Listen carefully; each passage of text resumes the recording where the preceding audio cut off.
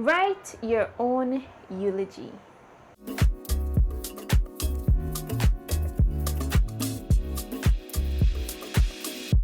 Imagine somebody comes and asks you to write your own eulogy. Well, better believe it, that actually happened to me. And I kid you not, my reaction was like, are you kidding me? Why would I even consider doing such a thing? And to be honest, I put it off for quite some time. And I started writing it, and I've reached a point where I can't complete it. And what it has caused me to really reflect on is the question of whether or not my life has been one of whereby my impact will outlast my presence, have I completed the purpose in which God has put me on this earth for? Because when you think about writing a eulogy, you're not thinking about listing all of your accolades and all of your academic accomplishments and all the things that you've acquired over the years. You're thinking of the stories, the untold stories, the stories where family members, friends, colleagues, they're going to talk about how you impacted their life. Were you there for them when they needed you the most? Was there a specific encounter where you kind of like changed their life, or you changed the trajectory of their life? What impact are you making on the people that God has surrounded you with or put in your life, whether it's for a season or whether it's for your lifetime, and and that thought-provoking question is why we're here today, because I'm sitting there, I'm writing down my eulogy, and I'm thinking of my life. I'm reflecting on what I think people will say about me. At the end of the day, I don't know what people will say about me. I might have hopes about what people will say about me, or I might have stories that I remember, but the stories I remember might not be what they remember, or the ones that are more impactful to them. And I know this because only last year I would have lost an aunt and an uncle.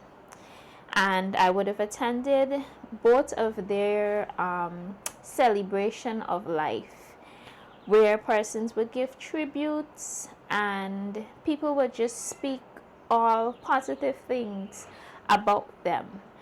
And I remember for each of them, when it was time for whomever to read the eulogy, while they're reading what schools they attended, where they worked, nobody in the audience is really and truly like connecting with those things.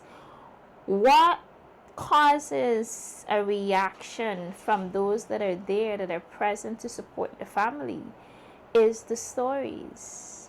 Either the stories from since childhood when they were schoolboys or schoolgirls playing, or the stories of them really and truly having an impact on somebody's life, whether it's with the words that they said to that person, whether it is with them being there and helping that person in their time of need.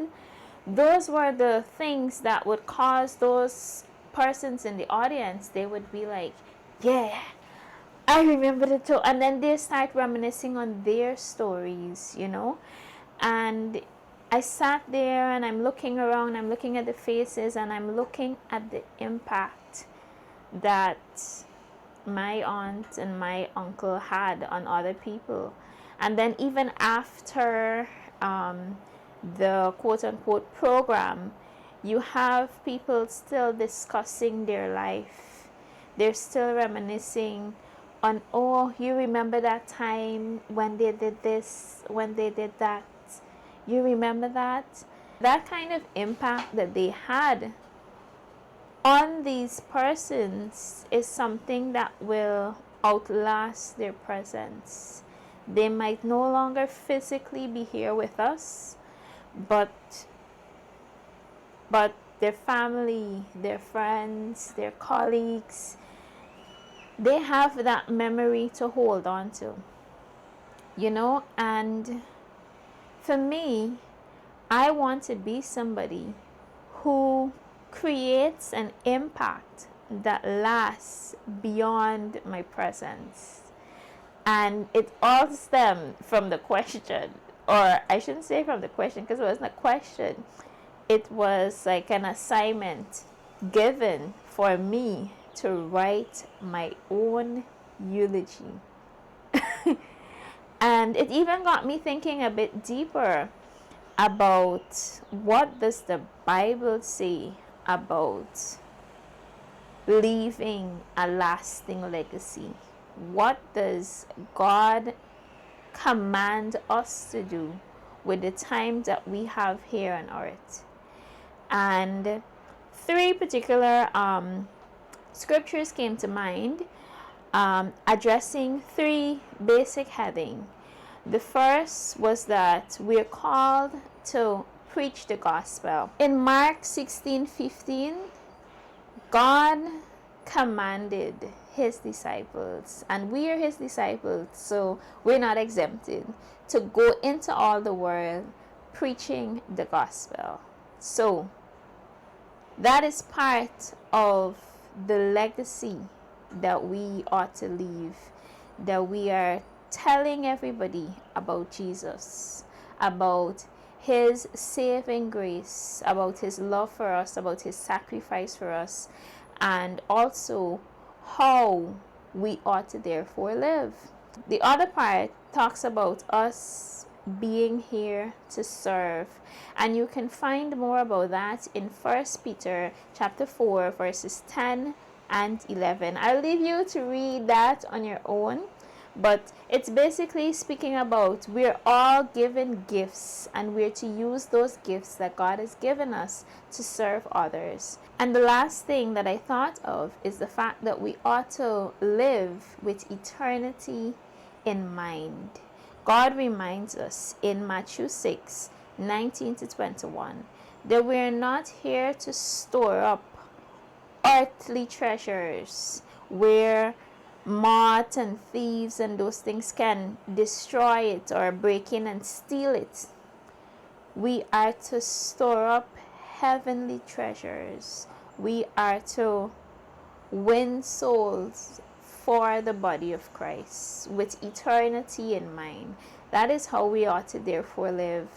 And after, I'm sitting here and I'm trying to write this eulogy, and I reached a certain stage in my life where I thought I was making the most difference. I really felt as if my life was very much impactful, and then I found myself stuck at a certain point, and I'm like, well, after this year, I can't think of anything that to me seems impactful, to me will leave a lasting legacy.